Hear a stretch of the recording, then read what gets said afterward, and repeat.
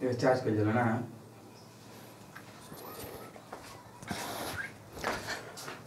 Good morning students, आज आपका Aakash online classes with Sabir sir में स्वागत है। आज हम देखेंगे डिटर्मिनेंट का इंट्रो पार्ट 2। बाबू हम सेकेंड ऑर्डर डिटर्मिनेंट बता दिए थे कि सेकेंड ऑर्डर डिटर्मिनेंट होता कैसे है और उसका वैल्यू कैसे निकालते हैं। अभी देखेंगे हम सेकेंड ऑर्डर डिटर्मिनेंट का साइन कन्वेंशन, ठीक है ना बाबू। तो sign convention for second order determinant, sign convention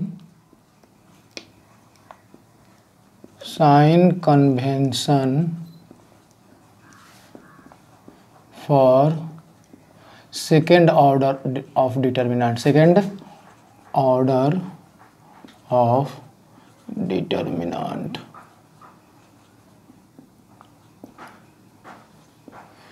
sign convention for second order of determinant. Second order determinant का साइन कन्वेंशन हम लोग देखेंगे कि इसका कैसे होता है, ठीक है ना बाबू। इसके लिए हमारे पास क्या है, एक रूल है, ठीक है ना बाबू। कैसे, देखिए बाबू, हमारे पास अगर कोई डिटर्मिनेंट ए है, देखिए तो हम इसको डिटर्मिनेंट को ऐसे लिखते हैं क्या, यहाँ पे जो एलिमेंट होगा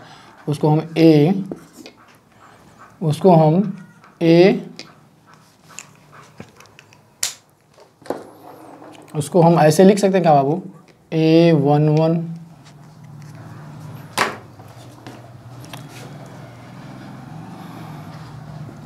A11, यहाँ पे जो एलिमेंट होगा A12, यहाँ पे जो एलिमेंट होगा A21, यहाँ पे जो एलिमेंट होगा बाबू A22। ऐसा ही ना होगा। देखिए तो बाबू पहला रो इसका मतलब क्या होता है बाबू, देखिए कोई भी एलिमेंट यहाँ लिखा जाता है, यहाँ पे लिखा जाता है बाबू IJ, इसको बोलते हैं नंबर ऑफ रो, nth रो, ठीक है ना। नंबर ऑफ रो किसको बाबू, I को नंबर ऑफ रो और J को बोलते हैं बाबू नंबर ऑफ कॉलम, ठीक है बाबू। तो कहीं पे ऐसे लिखा है 1 2, इसका मतलब क्या है, पहला रो है और ये दूसरा कॉलम है, ठीक है ना।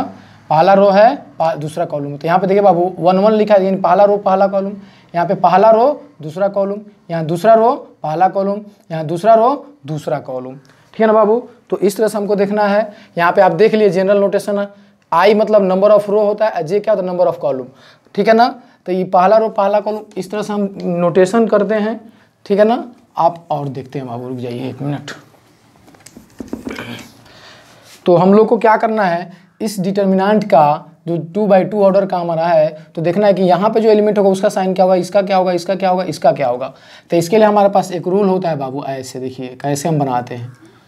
हम क्या करते हैं कि यहाँ पे हम लोग क्या कैसे करते हैं, माइनस, यहाँ पे देखिए रूल होता है -1 का पावर I प्लस J कर देते हैं, ठीक है ना बाबू। -1 का पावर I प्लस J, यहाँ पे भी लिखते हैं बाबू -1 का पावर I प्लस J, यहाँ पे भी लिखते हैं बाबू -1 का पावर I प्लस J, और यहाँ पे भी लिखते हैं बाबू -1 का पावर I प्लस J, ठीक है। देखिए बाबू अब क्या करते हैं बाबू, यहाँ पे देखिए -1 का पावर I प्लस J, तो देखिए तो यहाँ पे I का वैल्यू भी 1 है, J का वैल्यू भी 1 है, यानी कि यहाँ पे 1 + 1। यहाँ पे देखिए बाबू -1 का पावर I प्लस J, ये इसके लिए ना है ये वाला, तो यहाँ पे I 1 है और J कितना है 2, तो 1 + 2। यहाँ पे आते हैं बाबू -1 के पावर, देखिए तो 2 + 1, यहाँ पे बाबू -1 के पावर 2 + 2। हम लोग को देखना है सेकेंड ऑर्डर जो डिटर्मिनेंट होता है उसका साइन कन्वेंशन। अभी आपको बहुत अच्छा से क्लियर हो जाएगा, देखेंगे बाबू। अब देखिए बताइए बाबू, निगेटिव के पावर यहाँ पे करेंगे तो -1 के पावर कितना आएगा, यहाँ पे एक बार और देख लीजिए, -1 के पावर 1 + 1 2 आएगा, यहाँ पे -1 के पावर बाबू 2 + 1 3 आएगा, यहाँ पे बाबू -1 का पावर 2 + 3 आएगा, 2 + 1 3 हो जाएगा, यहाँ पे बाबू -1 के पावर 2 + 2 4 हो जाएगा। अब देखिए बाबू, अब बताइए -1 के पावर इवन नंबर है तो क्या हो जाएगा, पॉजिटिव हो जाएगा कि नहीं, ये पॉजिटिव हो जाएगा। ये वाला चीज़ क्या हो जाएगा, निगेटिव हो जाएगा। ये वाला बाबू निगेटिव हो जाएगा और ये वाला पॉजिटिव हो जाएगा। मतलब फाइनली क्या हम लोग को मिल गया बाबू, देखिए सेकेंड ऑर्डर, ये वाला एलिमेंट प्लस होगा, यहाँ पे माइनस होगा, यहाँ पे प्लस होगा और यहाँ पे माइनस होगा। तो इस तरह से हम सेकेंड ऑर्डर डिटर्मिनेंट के प्रत्येक एलिमेंट का साइन जानते हैं। बहुत ज़्यादा ही गर्मी है बाबू, कोई दिक्कत नहीं है, देखते हैं। तो अगर ये वाला एलिमेंट है A11 पहला रो पहला कॉलम, तो यहाँ पे क्या होगा साइन प्लस होगा। देखिए यहाँ पे क्या होगा माइनस होगा, यहाँ पे क्या होगा प्लस होगा माइनस होगा। तो कैसे करते हैं, देखिए प्लस माइनस ऐसे घुमा दीजिए। सेकेंड ऑर्डर डिटर्मिनेंट का साइन ऐसे होता है, note down.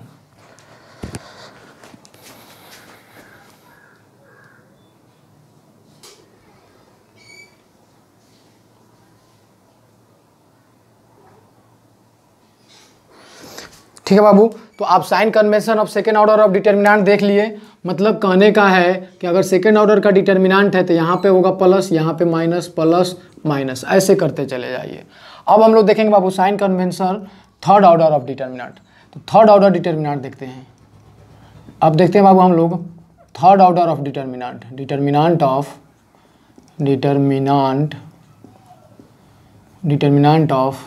Third order, determinant of third order. ठीक है ना बाबू। देखिए बाबू कोई डिटर्मिनेंट है तो उसका थर्ड ऑर्डर कैसे होता है, किस तरह से होता है, देखिए बताइए बाबू। यहाँ पे क्या होगा A11, 3 गो रो है 3 गो कॉलम, A11, A12, A13। बताइए यहाँ पे क्या होगा बाबू, दूसरा रो है पहला कॉलम, यहाँ पे देखिए बाबू दूसरा रो है दूसरा कॉलम, यहाँ पे देखिए बाबू दूसरा रो है तीसरा कॉलम, यहाँ पे देखिए बाबू तीसरा रो है पहला कॉलम, यहाँ पे देखिए बाबू तीसरा रो है दूसरा कॉलम, यहाँ पे देखिए बाबू तीसरा रो है तीसरा कॉलम। बाबू मैं थर्ड ऑर्डर ऑफ डिटर्मिनेंट का इंट्रो पार्ट 1 में अपलोड कर दिया हूँ और बता दिया हूँ कैसे थर्ड ऑर्डर ऑफ डिटर्मिनेंट लिखा जाता है। इसमें 3 गो रो है और 3 गो कॉलम है, तो इसको थर्ड ऑर्डर ऑफ डिटर्मिनेंट कहते हैं। इसमें ये 1 जो है ये पहला जो शुरू में 1 है ये रो को बताता है और ये कॉलम को बताता है। तो इस तरह से थर्ड ऑर्डर ऑफ डिटर्मिनेंट होता है। अब हम इसका साइन देखते हैं बाबू, ठीक है ना। साइन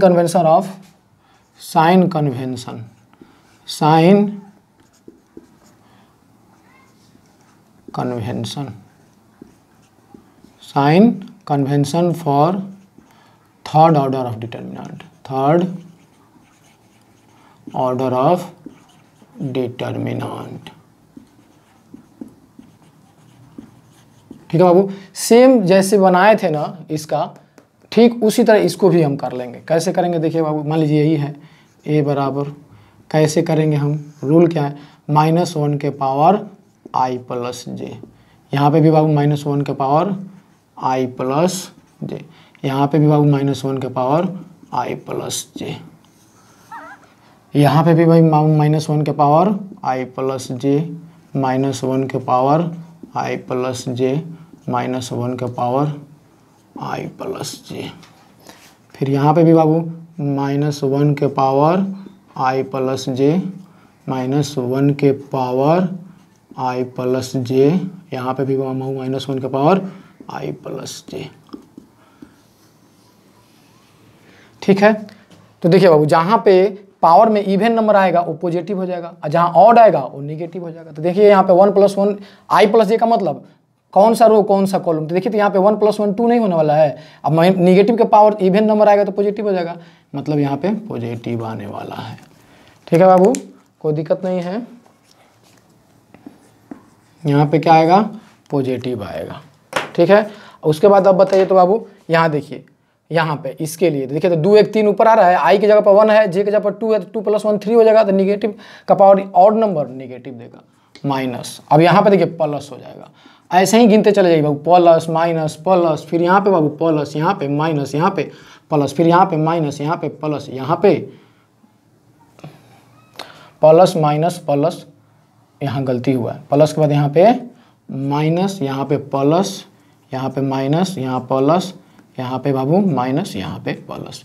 यही होता है थर्ड ऑर्डर डिटर्मिनेंट का साइन कन्वेंशन। ठीक है, शुरू करेंगे प्लस से। आप देखिए बाबू माइनस, यहाँ पे -1 के पावर I प्लस जे है, I किसको मान रहे हैं 1 को, J किसको मान रहे हैं 1 को, इसको ये वाला 1 को। पहला जो है ith रो है, ये वाला jth कॉलम है। तो I प्लस जे की जगह पर रखेंगे तो ये देखिए तो इवन 1 + 1 मिलके इवन होगा तो पॉजिटिव दे देगा। यहाँ देखिए 1 + 2 मिलके 3 होगा तो निगेटिव दे देगा, 3 + 1 मिलकर 4 होगा तो पॉजिटिव दे देगा। तो ऐसे ही करते चलेंगे, plus minus plus minus plus minus, minus के बाद आएगा प्लस, प्लस के बाद माइनस, प्लस माइनस के बाद प्लस। तो इस तरह से थर्ड ऑर्डर डिटर्मिनेंट का साइन कन्वेंशन होता है। ठीक है बाबू, नोट डाउन।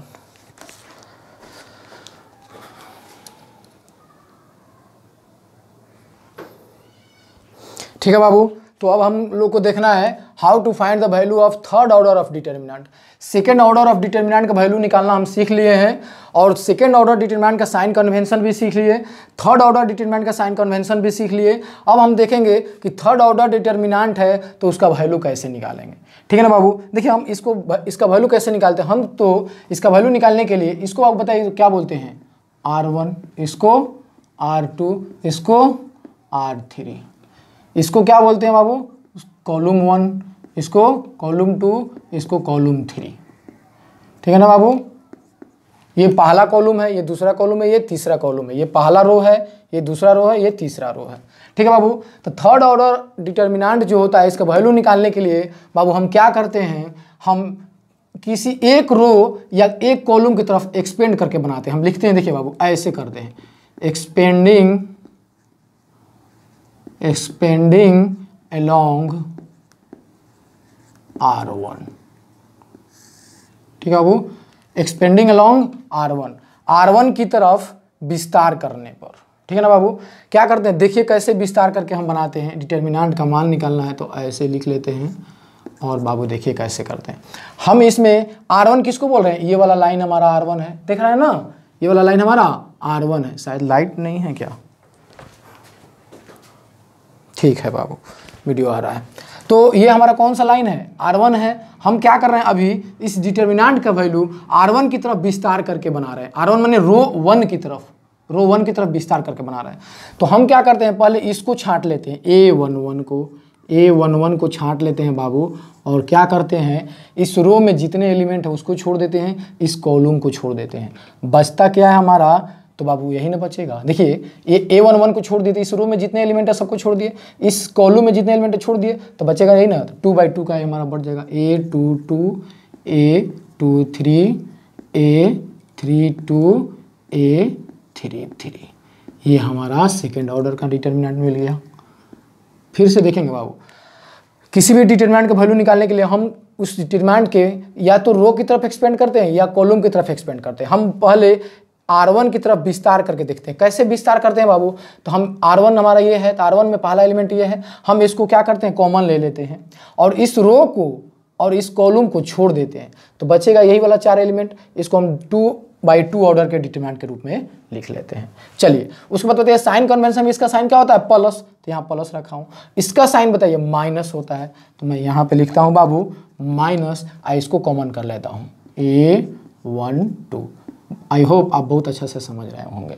आप साइन कन्वेंशन देखे थे थर्ड ऑर्डर का, plus minus plus minus plus minus plus minus plus, यही थर्ड ऑर्डर डिटर्मिनेंट का साइन कन्वेंशन होता है। ठीक है ना बाबू, तो आइए हम पहला रो की तरफ विस्तार कर रहे हैं, तो इसको हम जब कॉमन किए थे तो इसका साइन प्लस था, देखिए तो प्लस में लिखा हुआ है, इसको ले लेते हैं, ये वाला रो और ये वाला कॉलम खत्म होता है, तो हमारा 2/2 ऑर्डर का डिटर्मिनेंट यहाँ बच जाता है। अब हम इसके पास आते हैं, अब इसका साइन बताइए, तो देखिए बाबू माइनस होता है, तो यहाँ माइनस लगा लिए, इसको कॉमन कर लिए। अब क्या होगा, ये वाला रो खत्म हो जाएगा बाबू, और ये वाला कॉलम खत्म हो जाएगा। जिस रो में है वो रो खत्म हो जाएगा, और जिस कॉलम में है वो कॉलम खत्म हो जाएगा। तो ये रो खत्म हो गया, ये कॉलम खत्म हो गया, तो बचेगा ये दोनों और ये दोनों, ये दोनों देख रहे हैं, ये दोनों और ये दोनों बचेगा। तो लिख लेते हैं यहाँ पे, एक मिनट बाबू,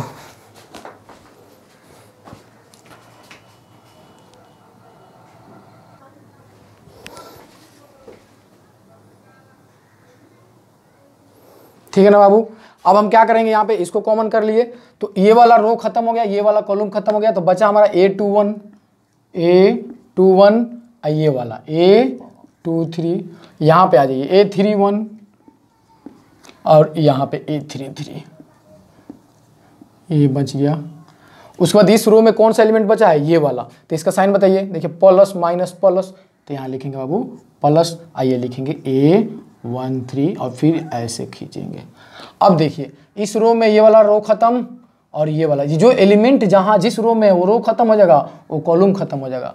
तो देखिए बाबू ये रो खत्म हो गया, ये कॉलम खत्म हो गया, तो बच्चा कौन, ये दोनों, तो यानी A21 A21 A22 A31 A32, ये हमारा ऐसे हो जाएगा। अब क्या करेंगे बाबू, आपको पता है A11 और बताइए तो बाबू, अब आपको पता है ना कि सेकेंड ऑर्डर डिटरमिनेंट को सोल्व कैसे करते हैं। देखिए 1 2 3 4 कैसे है इसको सोल्व करते हैं बाबू, मेन डायगोनल एलिमेंट 4 एकम 4 माइनस लगाते हैं, 3 दूना 6, ऐसे नहीं सोल्व करते हैं। तो उसी तरह इसको लिख लीजिए, 8 इस मेन डायगोनल एलिमेंट हमारा ये है, तो इसमें गुना कर लीजिए, तो लिख लीजिए A22 A33, अब माइनस लगाइए और तब ये वाला A32 A23, ये हमारा यहाँ सोल्व हो गया। ठीक है ना बाबू। फिर यहाँ माइनस है, माइनस लिखिए, यहाँ लिखिए A12, मेन डायगोनल एलिमेंट यही ना है तो गुना कर लीजिए, A21 A33 माइनस, अब सेकेंडरी डायगोनल को गुना कर लीजिए, A31 A23, ऐसे हो गया। फिर यहाँ पे आ जाइए, प्लस लिखिए, आ जाइए A13 लिखिए। अब देखिए प्लस लिखने के बाद बाबू A13 हमारे पास है, A13 और ऐसे मेन डायगोनल एलिमेंट देखिए तो A21 A32, इसको गुना करके लिख लीजिए A21 A32 माइनस, अब सेकेंडरी डायगोनल गुना कर लीजिए A31 A22। इस तरह से हमारा थर्ड ऑर्डर डिटरमिनेंट का वैल्यू निकलता है। ठीक है ना बाबू, इस तरह से हम थर्ड ऑर्डर डिटरमिनेंट का वैल्यू निकालते हैं। फिर से मैं एक बार बता दूं बाबू, जब थर्ड ऑर्डर डिटरमिनेंट होगा तो ये वाला पहला रो का लगा, ये दूसरा रो, ये तीसरा रो, पहला कॉलम दूसरा कॉलम तीसरा कॉलम होगा। ठीक है, हम इसका वैल्यू निकालने के लिए हम या तो रो R1 की तरफ एक्सपेंड करें, R2 की तरफ करें, या R3 की तरफ करें, या C1 की तरफ, या C2 की तरफ, या C3 की तरफ एक्सपेंड करेंगे, वैल्यू हमारा सेम आएगा। हम यहाँ पे R1 की तरफ विस्तार किए थे और क्या बोला थे, साइन कन्वेंशन आपको पता है, ये प्लस होता है, इसको कॉमन कर लिए, पहला रो और पहला कॉलम खत्म हो जाएगा, पहला रो पहला ये देखिए A11 को छांट लिए, प्लस में है तो यहाँ प्लस है, A11 को छांट लिए, ये वाला रो खत्म, ये वाला कॉलम खत्म, ये वाला हमारा एलिमेंट पता 2/2 का डिटरमिनेंट बना लिए। अब इसको ले, जिस रो की तरफ जा रहे हैं उसी में जाएंगे, अब यहाँ पे जाएंगे, पहला रो R1 की तरफ विस्तार किए तो इस पे आएंगे, ये इसका साइन कितना होता है, माइनस होता है, तो माइनस A12 लिख लिए। अब ये रो खत्म तो हो जाएगा और ये कॉलम भी खत्म होगा, तो ये वाला ये वाला ये वाला ये वाला यहाँ लिख लेंगे। फिर अब देखिए इसका साइन क्या होगा, प्लस होगा, A13 को कॉमन कर लेंगे, अब ये रो खत्म हो जाएगा और ये कॉलम खत्म होगा, ये चारों एलिमेंट बचेगा तो 2/2 के रूप में लिख लेंगे। उसके बाद सेकंड ऑर्डर डिटरमिनेंट को हल करने आता है तो इस तरह से हल करेंगे, हमारा ये आंसर हो जाएगा बाबू। ठीक है, नोट डाउन।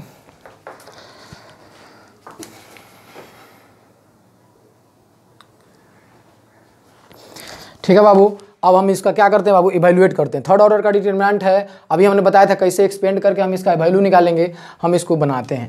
ठीक है ना, कह रहा कि इवैल्यूएट, इतनी इवैल्यूएट का मतलब होता है बाबू फाइंड द वैल्यू। इस थर्ड ऑर्डर का डिटरमिनेंट है, इसका वैल्यू निकालना है। हम क्या करते हैं बाबू, एक्सपेंडिंग अलोंग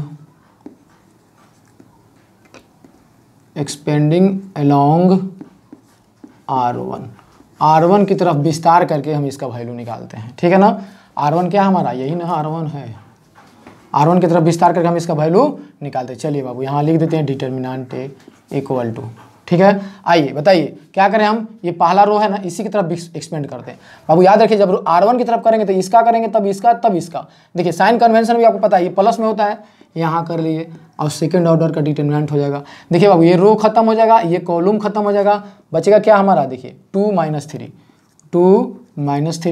1 7। आप बहुत अच्छा से समझ रहे होंगे। देखिए फिर से मैं बोल रहा हूँ, R1 की तरफ विस्तार करेंगे, यही वाला R1 है, तो ये 3 हमारा, इसका साइन कन्वेंशन देखिए यहाँ पे प्लस होता है तो 3 प्लस में हो जाएगा। उसके बाद हम जो है मॉडुलस का साइन लगाएंगे, डिटरमिनेंट का साइन लगाएंगे और ये रो खत्म हो जाएगा और ये कॉलम खत्म हो जाएगा, ये 4 एलिमेंट 2 - 3 1 7 बच जाएगा। अब 3 के बाद क्या आ जाता है, R1 की तरफ जाना है तो 4 पे जाएंगे, इसका साइन बताइए माइनस होता है तो -4 कर लेंगे, फिर डिटरमिनेंट का साइन लगाएंगे। अब ये रो खत्म हो जाएगा बाबू, ये रो खत्म हो जाएगा, 4 यही ना रो है R1 में, रो खत्म हो जाएगा और ये कॉलम खत्म हो जाएगा। बचेगा क्या हमारे पास, -6 - 3 8 7, -6 - 3 8 7, ये हमारा यहाँ बच जाएगा। देखिए ये वाला 4 के लिए -4 लिख देंगे, लिख देंगे, ये रो खत्म हो जाएगा और ये कॉलम खत्म होगा, तो 6 - 3 8 7 बचेगा। इसके बाद आइए 5 पर, इसका साइन बताइए बाबू, प्लस होता है, यहाँ प्लस लिख दिए 5 लगा दिए, फिर डिटरमिनेंट का साइन लगा दिए। अब आइए बाबू इसके लिए बताइए, ये वाला लाइन खत्म हो जाएगा, ये रो खत्म हो जाएगा, ये कॉलम खत्म हो जाएगा, बचेगा कौन, यही वाला ना, -6 2 8 1, ठीक है। तो -6 2 8 1 ये हो जाएगा हमारा। आइए बाबू अब बताइए, यहाँ 3 है, अब इसको सोल्व कर लेते हैं। 2/2 सेकंड ऑर्डर डिटरमिनेंट कैसे सोल्व करते हैं, मेन डायगोनल एलिमेंट गुना करते हैं, 7 2 14, 7 2 14, ठीक है बाबू, माइनस अपने से लगाते हैं, उसके बाद ई सेकेंडरी डायगोनल गुना करते हैं, 3 1 जा 3 या माइनस है, तो यानी कि यहाँ पे -3 ऐसे कर लेंगे। फिर यहाँ पे आइए बाबू -4 है, ठीक है। अब देखिए 7 6 जा कितना होगा बाबू, 42, प्लस माइनस माइनस यानी -42, हम फार्मूला का माइनस अपने से लगाते हैं, इसमें गुना करते हैं, 8 3 जा 24, और याद रहे बाबू ये प्लस एक माइनस है तो यहाँ माइनस आ जाएगा, तब हम ऐसे इसको बंद कर लेते हैं। फिर आते हैं बाबू प्लस, यहाँ पे लिखते हैं 5, ठीक है, मेन डायगोनल एलिमेंट गुना करो, 6 1 जा 6, माइनस है तो -6, फार्मूला का माइनस, और फिर 8 2 जा 16, तो ये हो जाएगा। आते हैं बाबू एक बार और सोल्व कर लेते हैं, चलिए यहाँ देखिए 14 है, अब माइनस माइनस प्लस हो जाएगा, 3 हो जाएगा। यहाँ पे बाबू -4 है, इसको सोल्व कर लेते हैं पहले, -42 माइनस माइनस प्लस 24 हो जाएगा, प्लस बाबू यहाँ पे 5, यहाँ पे कितना हो जाएगा, 16 4 20 2 22 -22 हो जाएगा। आते हैं बाबू देखिए 14 15 16 17 17 17 कितना होगा, 51, 17 3 जा 51, 15 16 17 17 51, 51 हो जाएगा। यहाँ पे माइनस है, माइनस रहने दीजिए। यहाँ पे आइए बाबू 4 लिख लीजिए, इसके अंदर एक काम कर लीजिए, देखिए ये माइनस में ये प्लस में घटेगा, तो क्या होगा, घटाएंगे तो 12 में से 4 गया 8, ये बचेगा 3 में से 2 गया 1, बड़ा का साइन है तो माइनस लगा देंगे। देखिए ना यहाँ से 12 में से 4 जाएगा 8 बचेगा, ये 3 बचेगा, 3 में से 2 गया 1, बड़ा का साइन माइनस है तो माइनस लगा दिए। फिर आते हैं बाबू प्लस, प्लस आते हैं, रुक जाइए यहाँ पे रुक जाइए, देखिए यहाँ पे प्लस माइनस माइनस हो जाएगा, अब 22 5 110 हो जाएगा, ठीक है बाबू, कोई दिक्कत नहीं है। यहाँ देखिए अब यहाँ लिखिए बाबू 51, यहाँ पे 18 चौका 72 होता है, अब माइनस माइनस प्लस हो जाएगा, 18 चौका 72 माइनस 110, ठीक है। देखिए बाबू ये दोनों प्लस में, पहले इसको जोड़ लीजिए, 2 1 3 और 7 और 5 12 7 5 12 के 2 हाथ में आया 1 -110, ठीक है बाबू, आ जाइए। अब बताइए बाबू क्या करें, घटाना है, 3 0 में से 3 में से 0 जाएगा तो 3 बचेगा, 2 में से 1 गया तो 1 बचेगा, और 1 1 कट जाएगा 13, यानी डिटर्मिनेंट ए का मान हमारा कितना आ जाएगा बाबू, 13 आ जाएगा। और इस तरह से हम बनाते हैं, ठीक है ना बाबू, नोट डाउन।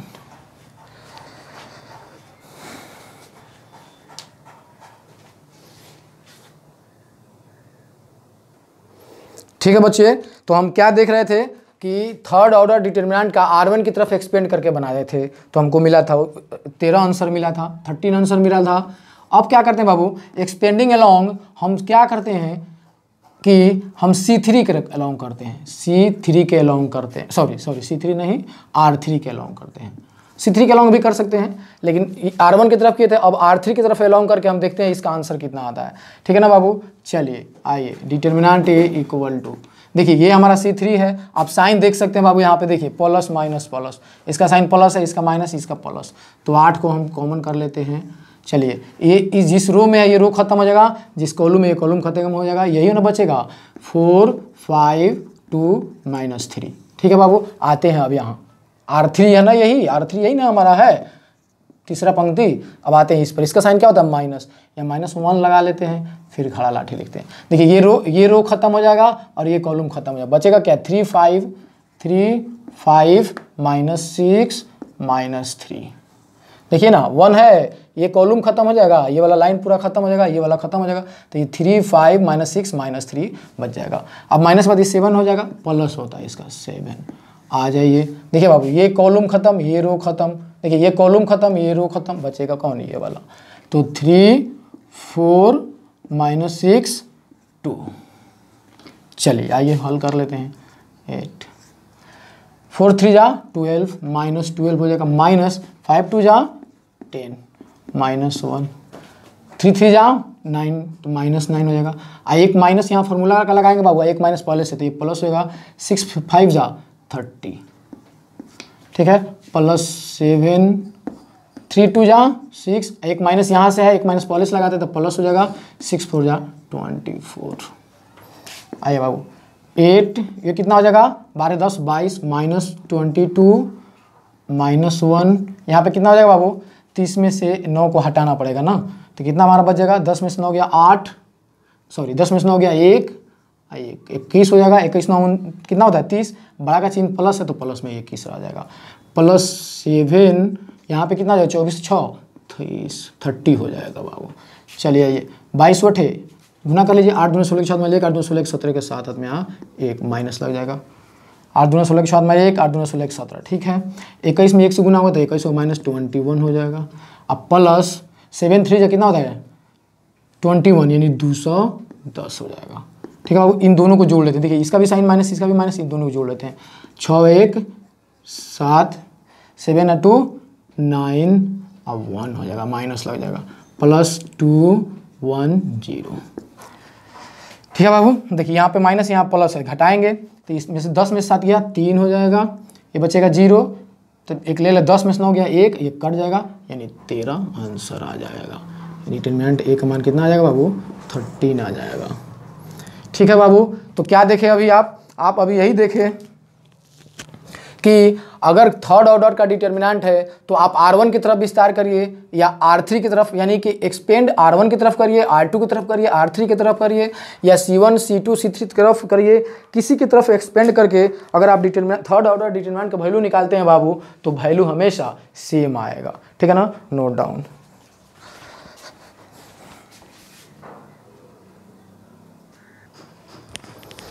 ठीक है बाबू। तो अभी हम थर्ड ऑर्डर डिटरमिनेंट का वैल्यू निकालना देख रहे थे और निकाले भी, और उसको R1 की तरफ भी एक्सपेंड करके देखे तो 13 आंसर आ रहा था, और R3 की तरफ भी एक्सपेंड करके देखे तो 13 आंसर आ रहा था। अगर हम उस डिटरमिनेंट को C1 की तरफ भी एक्सपेंड करते, या C2 की तरफ करते, या C3 की तरफ करते, तो हमारा वैल्यू सेम आता, ठीक है ना। तो इसीलिए एक नोट लिखवा दिया यहाँ पे कि if we expand for finding the value of third order of determinant along R1 R2 R3 और C1 C2 एंड C3, मतलब चाहे हम R1 या R2 R3 की तरफ करें या C1 C2 C3 की तरफ करें, डिटरमिनेंट का वैल्यू हमेशा सेम आएगा। मतलब फिर से मैं एक बार इसको नोट कर बोल दे रहा हूँ कि if we expand for finding the value of third order of determinant along R1 R2 R3 और C1 C2 and C3, the value of determinant will be same। मतलब कि थर्ड ऑर्डर का डिटरमिनेंट है उसका वैल्यू निकाल रहे हैं expand करके, ठीक है ना।